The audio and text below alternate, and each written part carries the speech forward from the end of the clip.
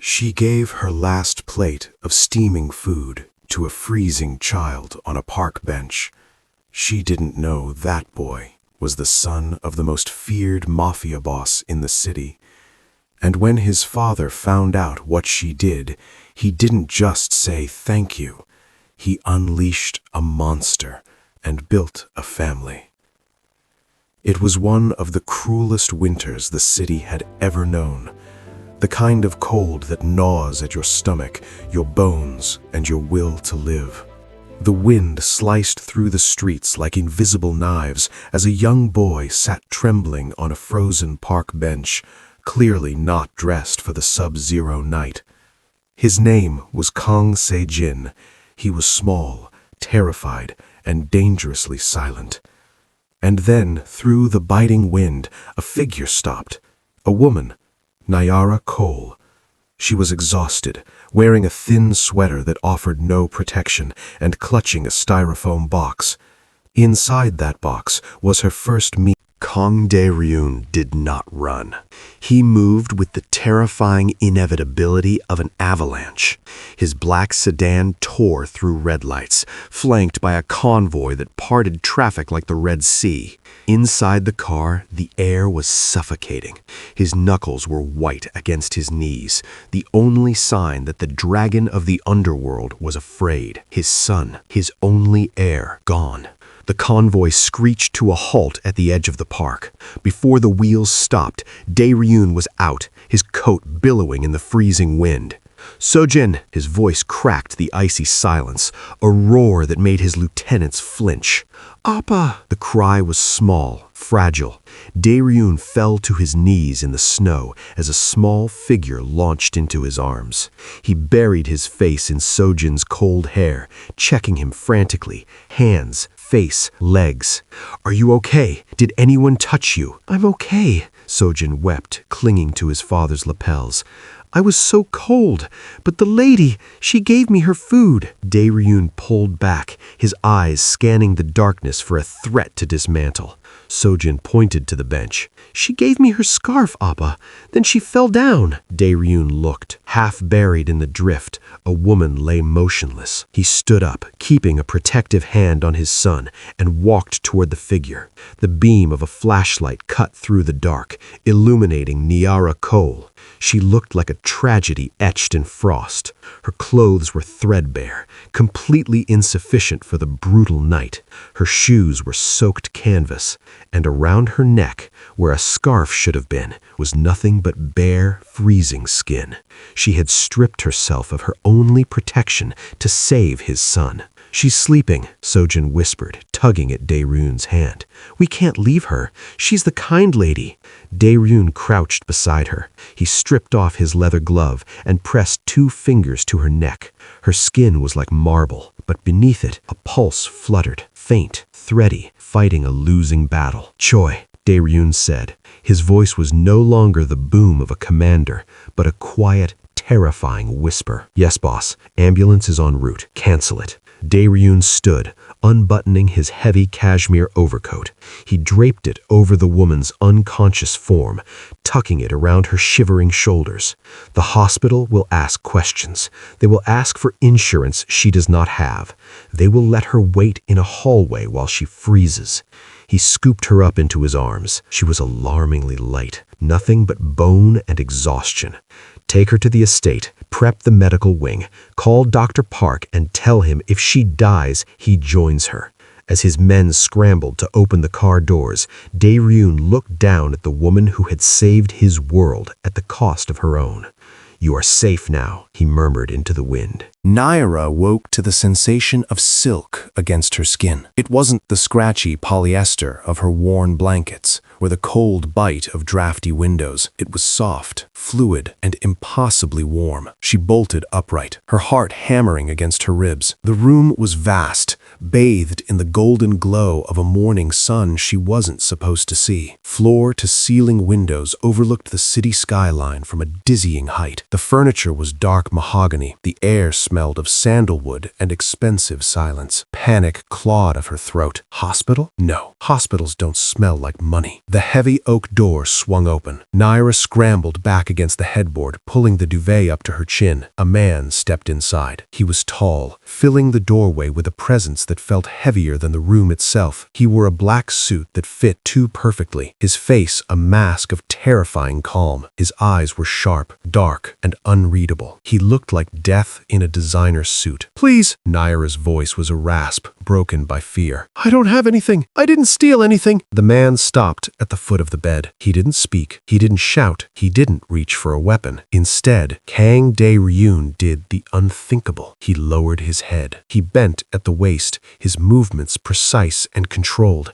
executing a deep 90-degree bow. He held it for a long, silent moment, a gesture of respect reserved for elders and kings. Naira stopped breathing. When he straightened, his gaze was intense, burning with a quiet fire. "You are not a thief, Miss Cole," he said, his voice a deep baritone that vibrated in the quiet room. "You are a savior." Naira blinked, her mind reeling. I don't understand." "The boy you found in the park," Kang Dae-ryun said, stepping closer but keeping a respectful distance. "The boy you gave your last meal to. He is not just a child. He is Kang Se-jin, my son, and the heir to the Kang Syndicate." The air left Naira's lungs. The Kang Syndicate. Everyone in the city knew the name. It was whispered in fear on street corners. She had given her dumplings to the son of a monster. Kang Dae-ryun reached into his jacket. Naira flinched, bracing for the worst, but he only pulled out a thick, cream-colored envelope. He placed it gently on the duvet near her trembling hand. "You are not a thief, Miss Cole," he said, his voice a deep baritone that vibrated in the quiet room. "You are a savior." Naira blinked, her mind reeling. I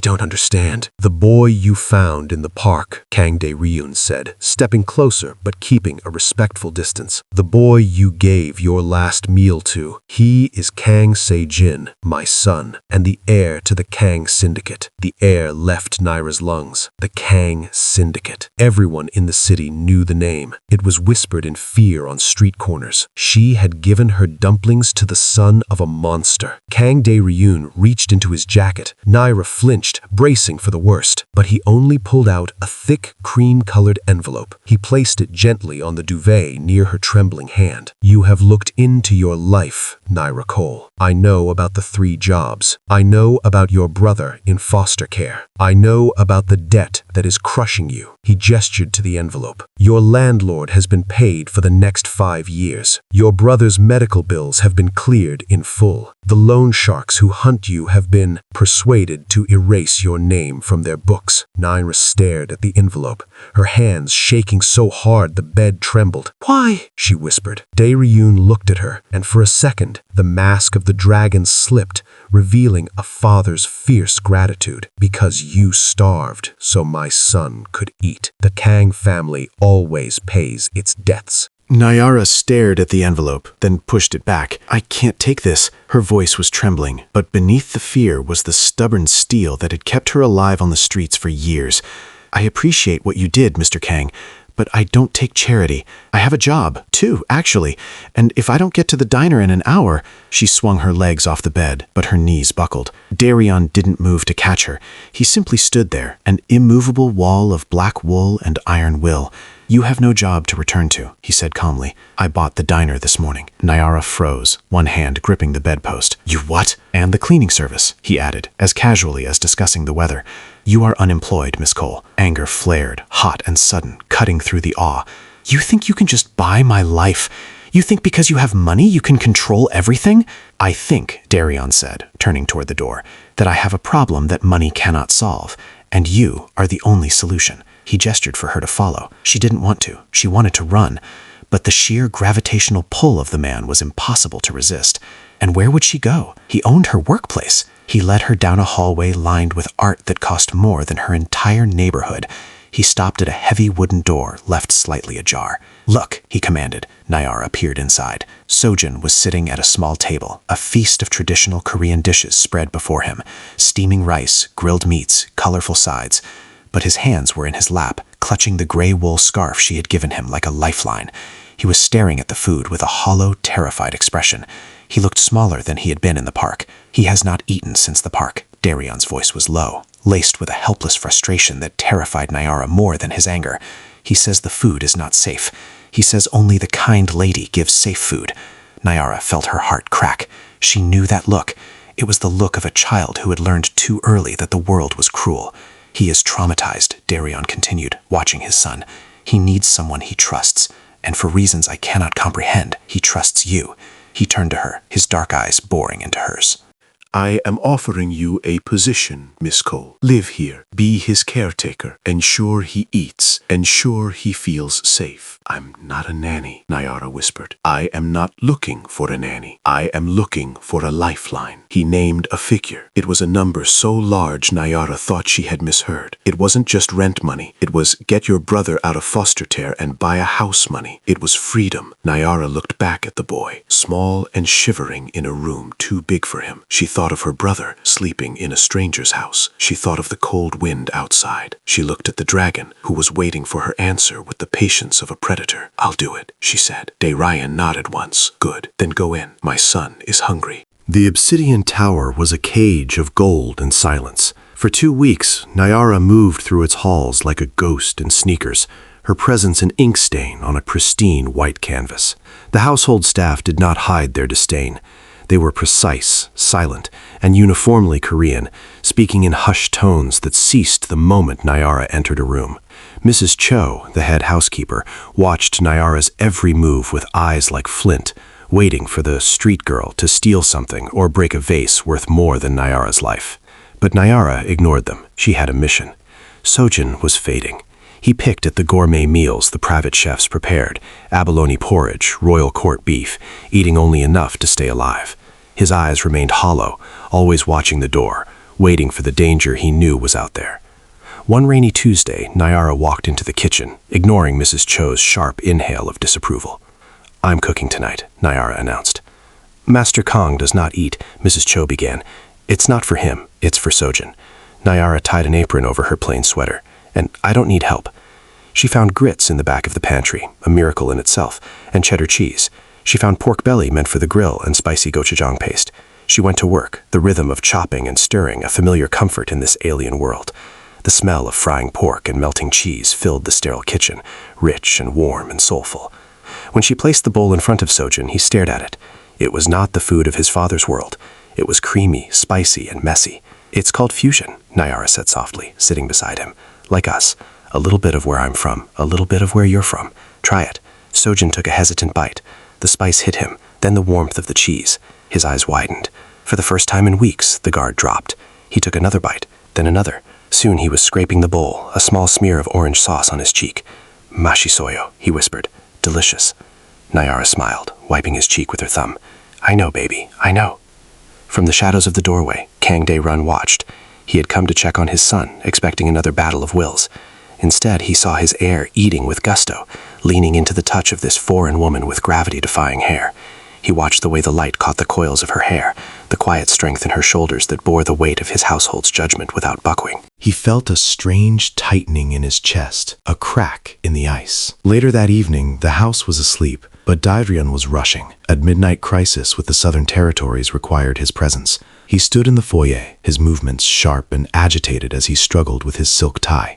His hands, usually so precise with a gun or a blade, were fumbling. Nyra appeared at the top of the stairs, holding a glass of water. She saw him, the dragon, usually so composed, looking momentarily human. She walked down the stairs, setting the glass on the console table. She didn't ask for permission. She simply stepped into his personal space, a violation that would have gotten anyone else killed. "Stop," she said softly. Dairion froze. He looked down at her. She was so close he could smell the vanilla soap she used, a scent that suddenly seemed to fill his lungs. Nyra reached up, her dark hands contrasting starkly against his white shirt.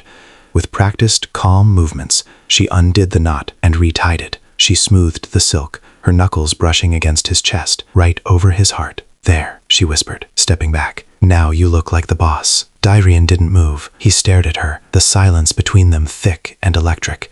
For a moment, he wasn't the mafia boss, and she wasn't the hired help. They were just a man and a woman in a quiet hallway. "Thank you," he said, his voice rougher than usual. He turned and walked out into the night, but for the first time in years, the cold didn't feel quite so biting. 2 weeks of peace was a dangerous drug. It made Nayara forget that for 25 years, the world had been a mouth trying to swallow her whole. She had stepped outside the estate gates for a breath of air that didn't smell like sandalwood and filtered perfection. Just 10 steps onto the public sidewalk. Just 10 steps to feel the bite of the real winter wind. A hand clamped onto her bicep like a vice. Nayara gasped, spinning around, but the grip only tightened, digging into her flesh through the wool of her new coat. The smell hit her instantly. Stale tobacco, wet dog, and cheap whiskey. It was the smell of her old apartment building, the smell of fear. "Well, well," a voice rasped, dripping with oil. "Look at you, Princess Nayara." It was Silas, the man who owned the crumbling tenement she had fled, the man who doubled as a loan shark for anyone desperate enough to sign his papers. He had a face like a crumpled paper bag, and eyes that stripped you bare. "Let go of me," Nayara stammered, her heart hammering against her ribs like a trapped bird. "My debts are paid. He paid you." Silas laughed, a wet, ugly sound. He yanked her closer, invading her space, until she could feel the heat of his breath. "He paid the bank, sweetheart. But you and me, we have personal interest. You think you can just run off to a castle and forget where you came from? You think you're better than us now?" He squeezed harder. Nayara flinched, a whimper escaping her throat. This was the nightmare she thought she had woken up from. The feeling of being small, powerless, owned. "You're going to get me some of that money," Silas hissed, his other hand reaching out to stroke the lapel of her coat. "Or I'm going to pay a little visit to that brother of yours. Foster homes aren't as safe as you think." Nayara's blood turned to ice. "Don't you dare! I dare whatever I want." High above, on the limestone balcony of the obsidian tower, the wind whipped at Kang Dae-ryun's black shirt. He stood perfectly still, a glass of scotch in his hand, looking down at the street below. He saw the man. He saw the hand on Nayara's arm. He saw the way she shrank back, the terror radiating from her posture, even from this distance. Dae-ryun did not shout. He did not throw his glass. He simply set the drink down on the railing. The crystal made a sharp clink against the stone. His face, usually a mask of impenetrable calm, underwent a terrifying transformation. The light left his eyes, replaced by a darkness so absolute it seemed to swallow the city lights. His jaw set, a muscle feathering in his cheek. The storm wasn't coming. It was already here. He turned from the balcony, his movement fluid and lethal, and reached for the phone in his pocket. He didn't dial security. He didn't dial the police. He dialed the basement. "Bring the car around," he said, his voice a low, vibrating rumble that promised violence. "And clear the garage. I have trash to take out." Silas had felt powerful when he dragged Nayara into the alley 3 blocks away. He felt less powerful when the black sedan blocked the exit. He felt nothing but primal terror when the man in the white shirt stepped out, rolling up his sleeves to reveal forearms corded with muscle and vein. It didn't take long. Dae-ryun didn't use a weapon. He didn't need one. He used his hands. He moved with a brutal, terrifying efficiency that spoke of a lifetime of violence. There was no shouting, no gloating, just the wet thud of bone against flesh and the sickening crack of a predator being turned into prey. "You touched her," Dae-ryun said, his voice devoid of emotion, as Silas gasped on the wet asphalt, his face a ruin. "You touched what belongs to my house." He crouched down, grabbing Silas by his greasy collar. "Your loan shark operation ends tonight. Your properties are forfeit. If I ever hear your name whispered in this city again, I will find you. And next time, I won't stop." He dropped the man like a sack of garbage and turned back to the car. "Burn his office," he told Choi. "Leave nothing but ash." When Dae-ryun returned to the penthouse, the silence was heavy. It was past midnight. He walked into the kitchen to wash the blood from his hands, the adrenaline slowly ebbing into a cold, hard ache. He didn't hear her enter. "Mr. Kang?" Dae-ryun froze, the water running red into the stainless steel sink. He didn't turn around. He didn't want her to see this, the monster beneath the suit. "Go to bed, Nayara." She didn't leave. She stepped closer. "Your hand." He looked down. His knuckles were split, the skin raw and purple, swelling fast. A drop of blood, his or Silas's, he didn't know, fell onto the counter. Nyara reached out, turning the faucet off. She took his hand in hers. Her touch was warm, soft, and shockingly gentle against his battered skin. She didn't flinch at the violence written on his knuckles. She didn't pull away from the metallic scent of blood. She pulled a first aid kit from under the sink. She had reorganized the kitchen days ago and led him to the island stool. "Sit," she said. Dayron sat. He watched as she cleaned the wounds with antiseptic, her brow furrowed in concentration. "He won't bother you again," he said, his voice tight. "He won't go near your brother. He won't go near anyone." Nyara paused, the cotton ball hovering over a particularly nasty cut. She looked up, her worn brown eyes searching his face. She saw the darkness there, the violence he tried to hide. "You hurt yourself," she whispered, not asking about Silas, not asking about the fire he had surely started. "It was necessary. You didn't have to do it yourself. You have men for that." "Some things," Dayron said, looking at her mouth, then her eyes. "A man must do himself to make sure the message is clear." "What message?" "That you are under my protection." Nyara swallowed, her thumb brushing over the bruised ridge of his knuckles. She realized then that this man was a monster. He was dangerous, lethal, and terrifying. But as she wrapped the bandage around his hand, feeling the steady, heavy beat of his pulse beneath her fingers, she realized something else. He wasn't dangerous to her. He was dangerous for her. Information is the only currency that matters in the underworld, and the rumor of the Iron Boss's weakness spread like a virus. Dayron has a soft spot, a foreign woman, a liability. Chairman Han, an old vulture waiting for the dragon to bleed, smiled when he heard. Nyra knew none of this. She only knew that Sojin had begged to see the sun. "Just for an hour, Nuna," he had pleaded, using the Korean word for older sister he had recently adopted. "Please." The park was supposed to be safe. It was cleared by Dayron's security detail, 4 men in suits standing at the perimeter, hands hovering near concealed holsters. Nyra pushed Sojin on the swing, laughing as he shrieked with joy, his cheeks flushed pink with life, so different from the frozen ghost she had found weeks ago. For a moment, the world felt normal.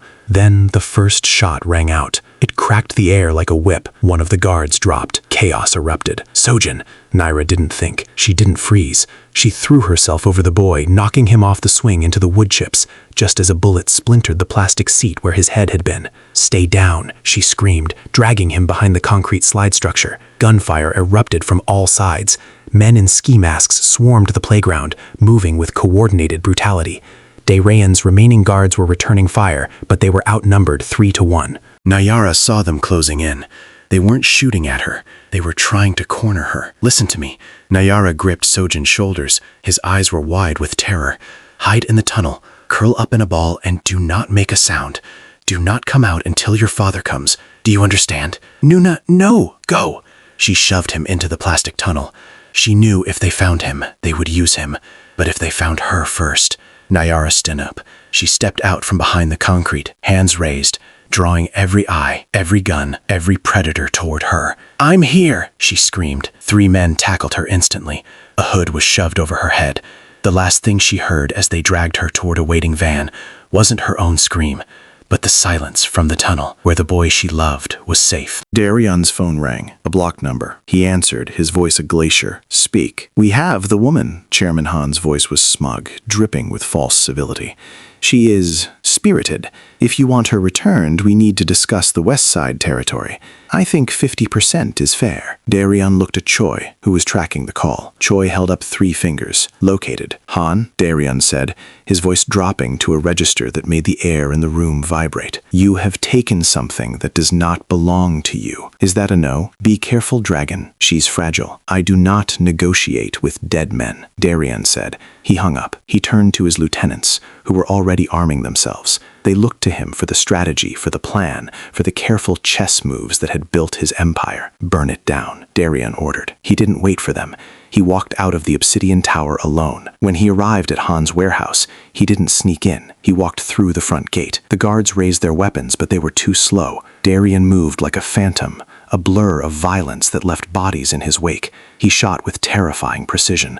1 bullet, 1 kill. No wasted movement, no wasted mercy. He was not a boss tonight. He was a reaper. He kicked open the heavy steel doors of the main floor. Han stood on a catwalk above, holding Nyara by her hair. She was tied to a railing, her face bruised, her lips split. But her eyes were blazing. She wasn't crying. She was glaring at Han with a hatred that matched Dayron's own. "1 step closer and I drop her," Han screamed, pressing a gun to her temple. "I want the territory." Dayron didn't stop. He walked forward, stepping over the bodies of Han's best men. His gun hung loosely at his side. "You think this is about territory?" Dayran asked, his voice echoing in the cavernous space. "You think this is about business?" He raised his gun. He didn't aim. He just fired. The bullet struck Han between the eyes before the man could even twitch his finger on the trigger. Han's body crumpled, falling backward over the railing. Dayran was moving before the body hit the floor. He bounded up the stairs, holster forgotten, knife forgotten.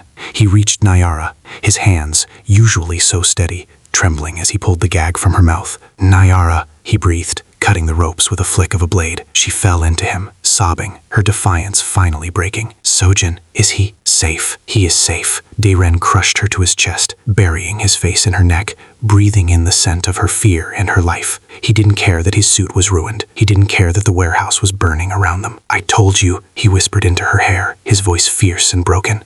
"I would burn the world before I let them take you." The penthouse was quiet. The kind of silence that comes after a storm has stripped everything bare, leaving only what is true. Nyara sat on the edge of the master bed, a silk robe wrapped tight around her. The bruises on her face were fading into yellow maps of the violence she had survived, but the fire in her eyes hadn't dimmed. It had settled into something deeper. Dayran stood by the window, looking out at the city he ruled. He was wearing casual clothes, a rarity, a soft gray sweater that made him look less like a monolith and more like a man. "The city is quiet," Nyara said softly. Dayran turned. "Because I silenced it. No one will touch you again, Nyara. Han's faction is dissolved.